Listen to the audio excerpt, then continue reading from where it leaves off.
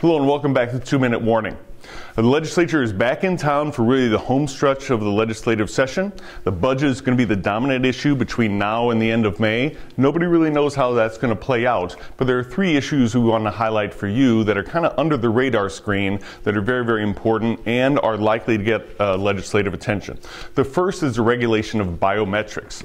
This is the use of everything from fingerprints to facial recognition to identify people and allow them access to technology. Employers are increasingly use it. Anybody that's got your phone, you know exactly what I'm talking about. The legislature in Illinois and across the nation is paying more and more attention to this, and we need to make sure that there's regulation that is balanced between people's privacy and access to innovation. So know that the chamber is out there with a piece of legislation that would protect employers' legitimate use of this technology and allow for innovation.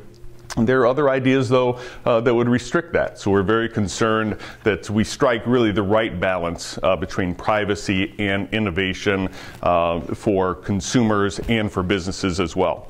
There's also legislation that we're very concerned about that would undo one of the best job-creating pieces of legislation we've seen. Last week, the governor signed the small cell legislation. This is legislation that's going to go ahead and set a regulatory framework that allows 5G technology to come to Illinois. And not just Illinois, but communities that wouldn't perhaps get this investment without a regulatory framework that this bill puts in place. So we thank the legislature for bipartisan support, the governor for his signature on that piece of legislation. However, there's a piece of legislation, House Bill 1187, that would actually undo that great advance for technology in our state. So we're very concerned about that.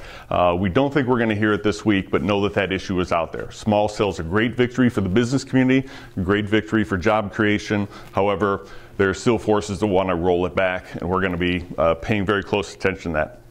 Finally, the last piece of legislation that we wanted to go ahead and highlight is the issue that's a little bit different, but if anybody who has a permit from the EPA regulating their emissions, you should be very concerned about a program that the EPA has rolled out that we think is very, very positive, and would spend money from the VW settlement, about $110 million, and it would spend it for reductions in emissions in the state of Illinois. We think that putting money into electric vehicles is very, very important, but we think that there is a bigger bang for the buck in going to older things like locomotives, tugboats that push barges that are really operating on 1960s technology. If you go ahead and devote the monies to upgrading those sources, it'll really help overall reduce emissions and be a much better bang for the buck. So we're supporting the EPA's program and think that it's very, very important. So a lot of activity to be had between now and the end of May, and we look forward to updating you next week.